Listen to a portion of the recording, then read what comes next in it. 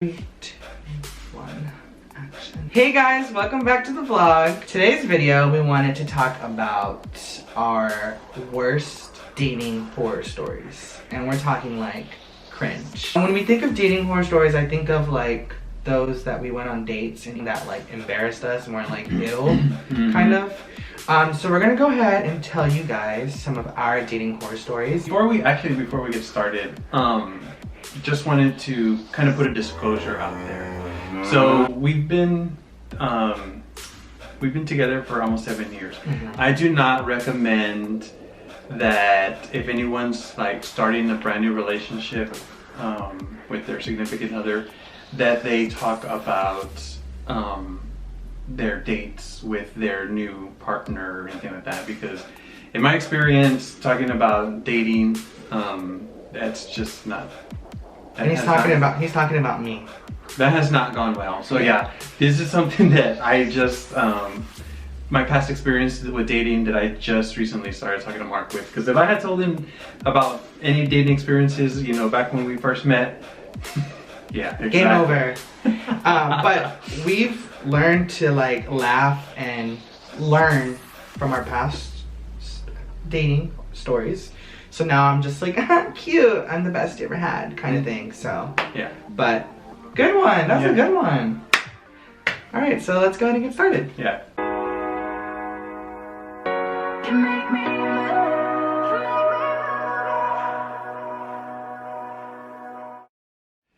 I think you should start first. Okay. So one of my really bad dating horror stories was me and my friends that used to work at SeaWorld, we used to all go to this club that was 18 and up. And so obviously I was 18 years old. And there I had barely just came out as gay, so I hadn't really like been on a date or whatever. So I met this guy on the dance floor and we were having such a good time. Like I was twerking on him, whatever, like having a good old time. And I think I might have pre-gamed before because you can't drink when you're 18, so you pregame before you go. And I met the guy on the dance floor, and we were like getting jiggy with it, having a great old time. Then he's okay, like, so wait a minute, hold on. So how many friends were with you? It was a lot. Like so I used to be a dancer at SeaWorld, so it was like, I want to say like 15 or 20 of us. Oh, there's a lot of you. Yeah, okay. we all go out like as a crew, like we're the SeaWorld crew, gang gang. So we're there and I'm dancing with the guy, whatever, and he's like, hola, and I'm like, hi, like that's weird, we've been dancing the whole time and you're just gonna tell me hi, like that's weird.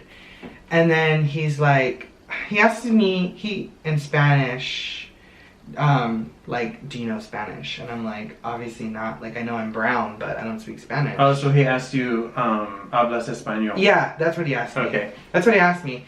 And I'm like, huh? Like, what? Like, come on the floor? So then we're like, we're like dancing, and I realize that all he speaks is Spanish. I don't know Spanish, so one of my coworkers, I was like, hey girl, you speak Spanish, right? Like, come be our translator. So we're dancing, and the whole night, we're like dancing and like having a great time. But I can't communicate with him, so my friend is communicating in Spanish, like, hey, like, blah, blah, blah, like, he wants to know how old you are, like, getting to know him through a freaking translator. And so, I don't know how the night ended, I don't remember what happened. He gave me his number, and I think it was, like, a Mexico number. And then I was like, oh my god, like, can you text a Mexico number? Like, is that possible? Like, at the time, my parents were still paying for my phone bill. Oh so I was like, shit, like, I don't want to text him, and the bill goes up. So then we go home or whatever, and he's like texting me in Spanish, and I'm like, fuck, like my friend's not here to translate, what do I do? So then I get on Google Translator and I start like typing in my answers, which I didn't realize that Google Translator kind of changes some Spanish terms. And so we were communicating like that. 2 weeks later, he's like, hey, like, are you going back to the club anytime soon? And we were. So I invite him there, and we go to the club, and, you know, we start interacting again. And this time, the second time was crazy because I was already comfortable. I kind of already knew him. And it wasn't like, like I was like a wild child back then, but that night I think I was because again we pre-gamed before, and I think I was sneaking drinks there at the club that time. So then my friends and I are in the back dance floor, and so then I end up getting lost from my group of friends with this guy. My friends come and find me, and I'm dancing on the stage with this guy that speaks Spanish, and the whole time we're trying to speak, and it's not working out. So then I'm like, I'm gonna go to the restroom, and I knew how to say restroom, which is Albano. So then I'm like, Albano? Yeah. So I was like, I'm going to the Albano, and he's like, okay. So I go to the restroom to go pee or whatever, and then I come back, and he's dancing with some other guy, and I was like, really, like we were just dancing on stage. I was having a great old time. I think we may have like kissed or something. I don't remember. I don't. I come back and he's dancing with someone else. I'm like, this bitch, like, really, like, I just gave you my Google Translator, like, my whole, you know, I was ready to move on to the next stage and call you my L boyfriend. And mind you, I'm 18, so I don't know what the fuck is going on. So then I'm like, bitch, really? Like, that's when Jealous Mark is like, you know what, fucking dance with him. And I remember I Googled, dance with him, and I'm like, bailar, itu, or something like that. And so then I walk off and I deleted his number. And ever since then, I've never dated someone that only spoke Spanish. Wow.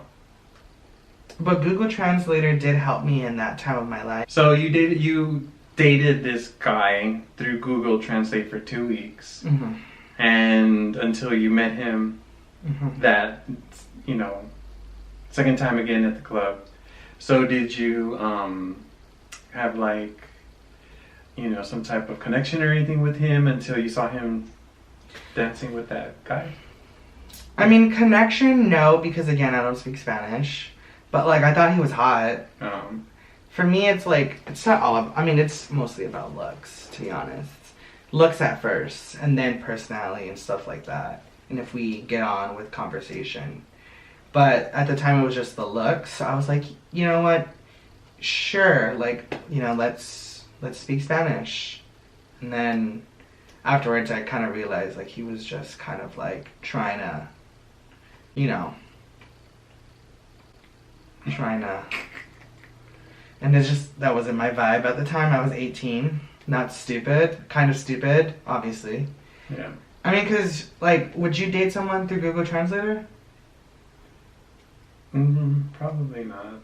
I don't know. I don't know. It's hard, so I don't recommend it, but anyways, that's my horror story. My horror story was this one guy that I dated, and this was long time ago, and when I was like probably in elementary school. Stop! I don't remember how long ago it was. So in any case, we had dated a few times. Mainly going to the club with, you know, hanging out with him and his friends, but we finally decided to go like on a real date to the movies. And I went and picked him up. That was the story of my life, always picking up guys. And I was the ride. I was Uber back then. And so picked him up. He was dressed normal. It was already dark, you know. He was wearing shorts, t-shirt, baseball cap. Yeah. We went to the movies. It was one of the popular places in San Antonio, and it was a popular movie night. So there's a lot of people there. A lot of college people were there too. So we were standing in line waiting for our tickets to buy our tickets. And so as we were waiting in line, I saw a lot of people staring and laughing. I just wasn't sure what they were laughing at, and when I kind of glanced at this group that was making it a little more obvious, I saw that they were laughing down towards his feet. Well, he was wearing flip-flops, and when he was not looking, I looked down at his feet as well, and he had a French pedicure. And yeah, I mean, it looked like he had just got them. His toes had that white tip. They were really glossy, and he was proudly wearing those toes.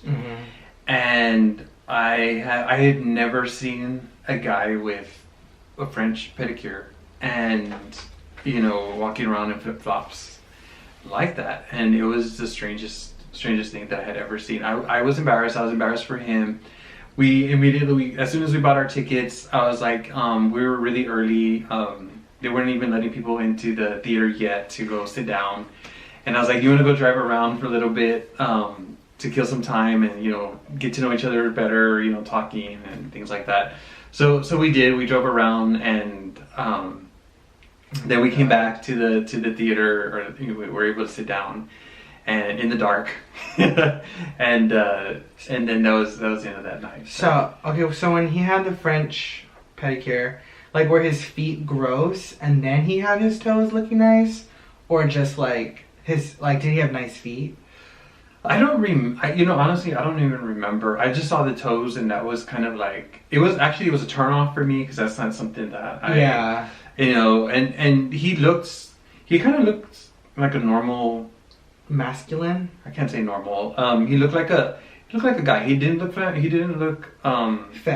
Mm-hmm. He looked like a guy that had women's feet. So I think that's why the people around him were kind of like, what's going on? And so it was just, it looked strange. Yeah, and I could see how you're like, dude, like. Yeah. So did you ever go back on another date with him after? So after that, I did try dating him a few more times and trying to get him to know him better, but it just, for me, it was not something that I wanted to pursue, and I did have to break his heart. How many dates did y'all go on? I don't remember. It wasn't many. It was less than 10 dates, but over a matter of a couple of months. Okay. Yeah. So then that was probably one of your most horror dates? That was probably on the top 10.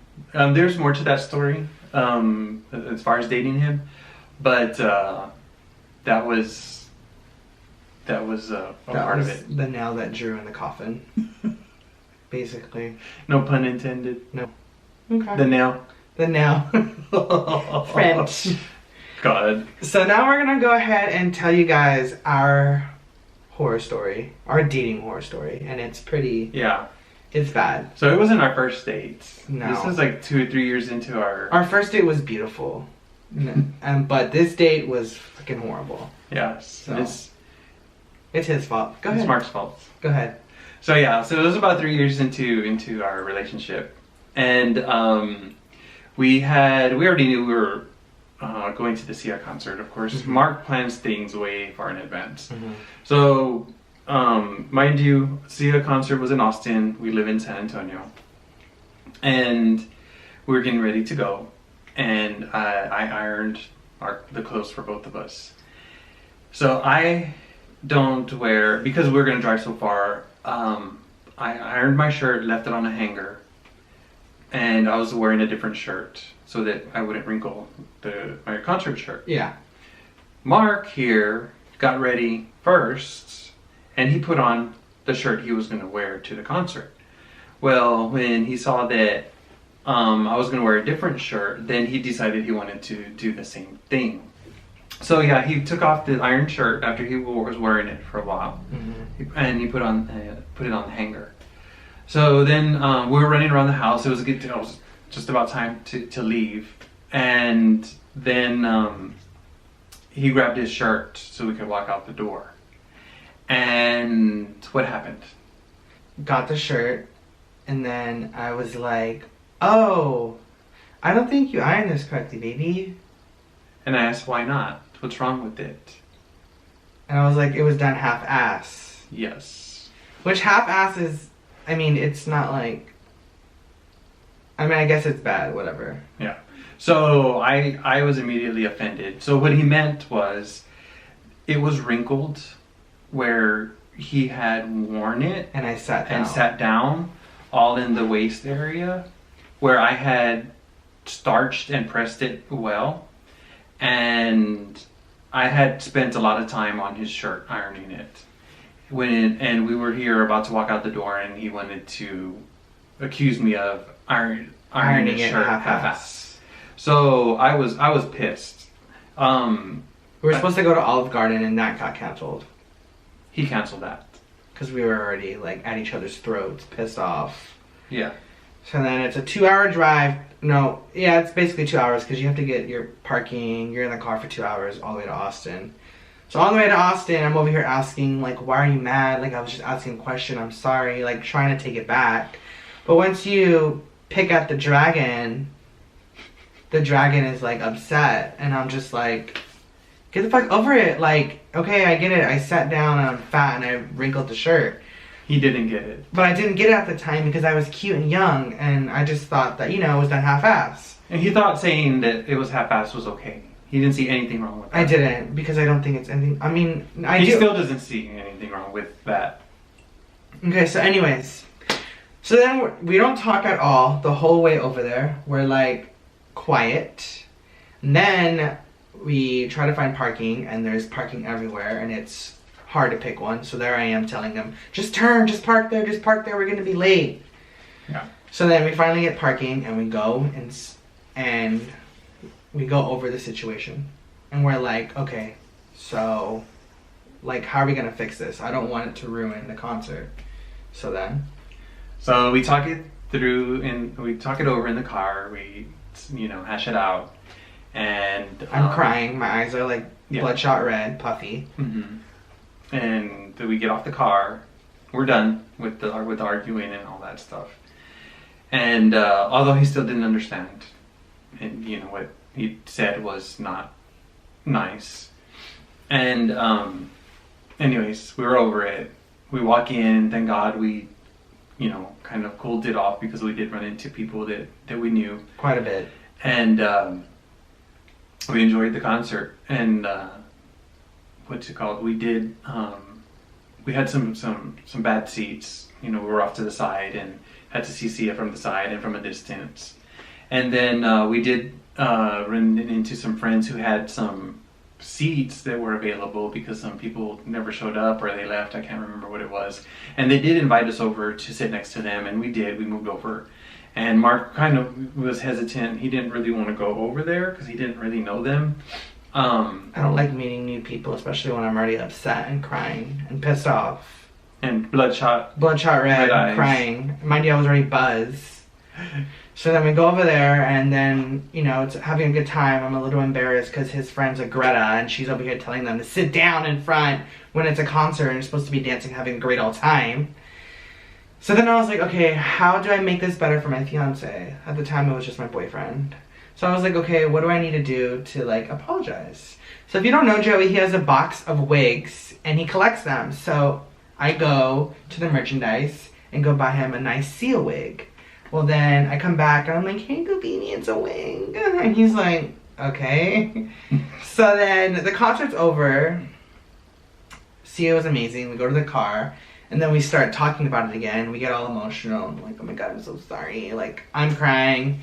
He gets a little emotional. I think so. I'm going to put in the picture here. I think both our eyes are like, but I don't know. Yeah. You guys decide. It's probably me being emotional. But I ended up being one of the worst dates ever because, like, literally all I said was, why was this done half-ass? And I blew up. He blew up. But the real question is, was French manicure worse than Sia? Or was Sia worse than French manicure? Sia was definitely worse than French manicure. Was it? You took the worst date. Thank you. Okay. So that was we have a lot of worst dates. Joey has amazing horror dating stories. And horror dating stories. So let us know if you guys want to know more because they're bad. Yeah. They're really bad. But we hope you guys enjoyed this video of our dating horror stories. Let us know if you guys have any dating horror stories, whether it's from dating apps, Match.com, Club nights, Google Translating. Let us know. We hope you guys have a safe New Year, and we hope to see you guys on the next one. Thank you guys for watching. Have a good one. Peace out. Bye.